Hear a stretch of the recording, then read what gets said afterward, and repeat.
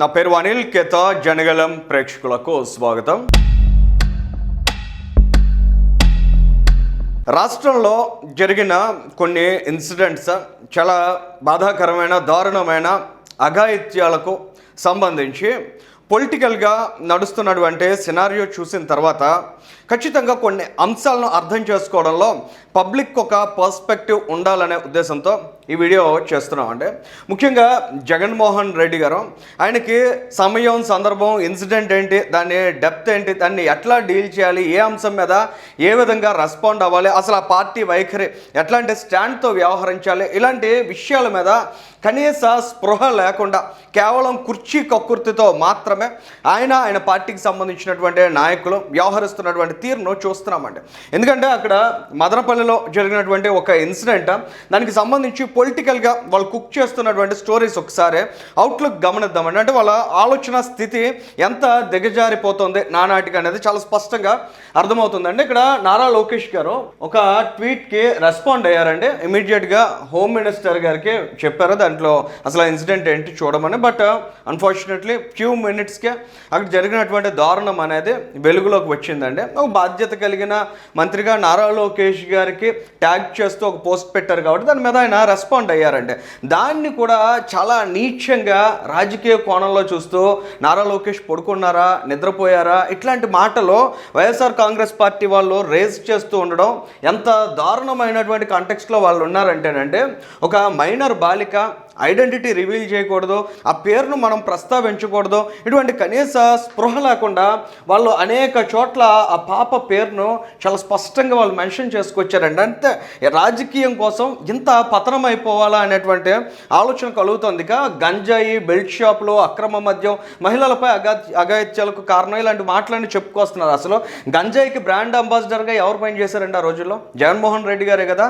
ఆ గంజాయి మత్తులో ఎవరు ఎన్ని దారుణాలు చేసినా కూడా జగన్మోహన్ రెడ్డి గారు, ఆయన మంత్రిమండలిలోని వారు, ఆయన పార్టీ నాయకులు, ఆయన ఎమ్మెల్యేలు ఎంత నిస్సిగ్గుగా, నిర్లజ్జగా సపోర్ట్ చేసేవారండి. అటువంటి వాళ్ళు గంజాయి మత్తులో వాళ్ళు చేసే వాటిని అసలు తప్పే కాదు అనేటువంటి ధోరణి ఆ రోజుల్లో వాళ్ళు వ్యక్తపరిచేవారు కదా.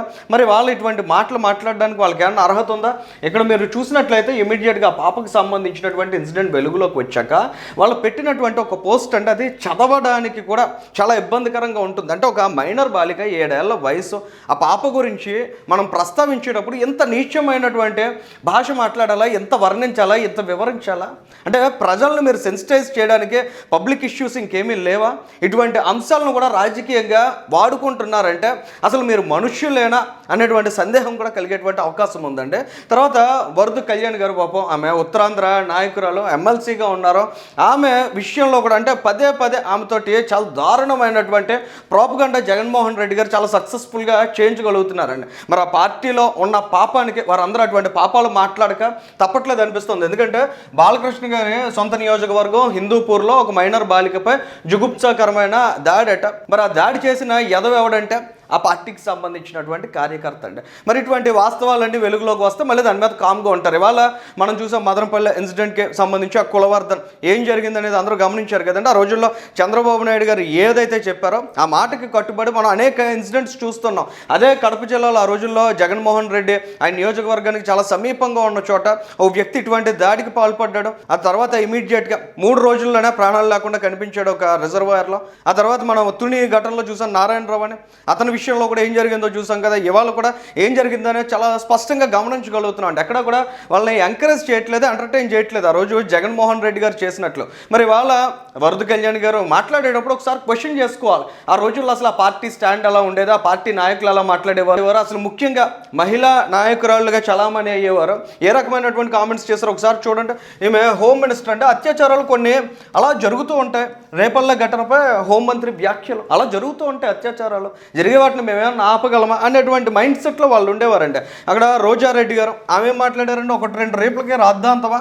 అసలు అటువంటి వ్యాఖ్యలు చేయొచ్చా? ఒక మహిళా నాయకురాలుగా ఎంత రెస్పాన్సిబుల్గా ఉండాలంటే అంత బాధ్యతారహితంగా వాళ్ళందరూ ఆ రోజుల్లో ప్రవర్తించేవారండి. ఇదే ఇన్సిడెంట్కి సంబంధించి చంద్రబాబు నాయుడు గారు కూడా ఏం మాట్లాడారో ఒకసారి మనం చూద్దామండి. ఎందుకంటే చంద్రబాబు నాయుడు గారు మాట్లాడినటువంటి, ఆయన రెస్పాండ్ అయినటువంటి తీరుతో పాటు జగన్మోహన్ రెడ్డి గారు కూడా ఆ రోజుల్లో ఎట్లాంటి కామెంట్స్ చేసేవారు ఈ తరహా ఇన్సిడెంట్స్ జరిగినప్పుడు అనేది కూడా ఒకసారి మనం అబ్జర్వ్ చేద్దామండి.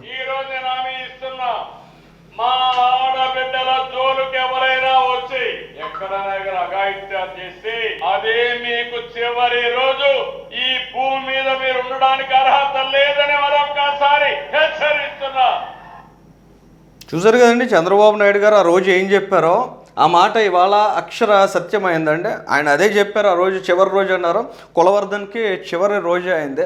మరి జగన్మోహన్ రెడ్డి గారు కూడా నిజంగా ఆ రోజుల్లో ఎంత కఠినంగా వ్యవహరించి ఉంటే ఇవాళ ఇటువంటి ఇన్సిడెంట్స్ జరగడానికి అవకాశం ఉండేది కాదండి. కానీ జగన్ రెడ్డి గారు ఆ రోజుల్లో ఏ విధమైనటువంటి కామెంట్స్ చేసేవారో, ఎటువంటి ఎంకరేజ్మెంట్ అటువంటి నీచులకు ఇచ్చేవారు అనేది కూడా ఒకసారి మీరు గమనించండి. ఈ మధ్యనే విజయవాడలో ఏదో జరిగింది అత్యాచారము అని చెప్పి నానా యాగిక్ చేశారు. ఈ మధ్యలోనే గుంటూరులో ఏదేదో జరిగిపోయింది అని చెప్పి ఇంకా యాగి చేశారు.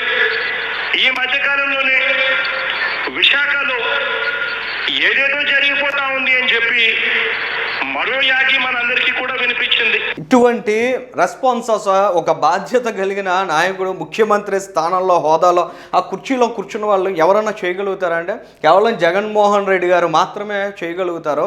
ఏదేమైనా ఇటువంటి దారుణాలు అఘాయిత్యాలకు అడ్డుకట్ట వేసే దిశగా కూటమి ప్రభుత్వం కఠినంగా వ్యవహరిస్తోంది అనేది చాలా స్పష్టంగా తెలుస్తోంది. నిజంగా జగన్మోహన్ రెడ్డి గారికి ఇటువంటి ఇన్సిడెంట్స్ భవిష్యత్తులో జరగకూడదనేటువంటి బాధ్యత ఏమైనా ఉన్నట్లయితే ఇవాళ కులవర్ధన్కి ఎంత దారుణమైనటువంటి శిక్ష పడింది అనేదాన్ని ఆ పార్టీ సోషల్ మీడియాలో కావచ్చు, లేదా వాళ్ళ పేటీఎం ముఠాలతో కావచ్చు ప్రచారం చేయించాలండి. అటువంటి ప్రచారాన్ని కానీ నిజంగా జగన్మోహన్ రెడ్డి గారు చేయించినట్లయితే నిజంగా ఆంధ్రప్రదేశ్ పట్ల, ఆంధ్రప్రదేశ్ రాష్ట్రంలో ఉన్న మహిళల పట్ల ఆయనకి చాలా బాధ్యత ఉంది. వీరి పట్ల ఎటువంటి అఘాయిత్యాలు జరగకూడదనేటువంటి కమిట్మెంట్ నిజంగా జగన్మోహన్ రెడ్డి గారికి ఉందని మనం భావించవచ్చు. కానీ దురదృష్టవశాత్తు జగన్మోహన్ రెడ్డి గారు కులవర్ధన్ ఇన్సిడెంట్ మనందరికీ తెలిసిన తర్వాత ఆ విషయానికి అక్కడ ఫుల్ స్టాప్ పెట్టేసి ఇమీడియట్గా అంబటి రాంబాబు వైపు డైవర్ట్ అయిపోయారు. ఆయనకి బెయిల్ వచ్చిందని సంబరాలు చేసుకుంటున్నారు, పండుగ చేసుకుంటున్నారు, మిఠాయిలు పంచుకుంటూ జబ్బలు కూడా చొరుచుకుంటున్నారు. సో అంత నీచ స్థితికి రాజకీయం కోసం వీళ్ళు దిగజారిపోతున్నారు అనేది మాత్రం ఇక్కడ చాలా స్పష్టంగా కనిపిస్తుందండి. వీడియోకి సంబంధించి మీ అభిప్రాయాన్ని కూడా కామెంట్ చేయండి. Thank you.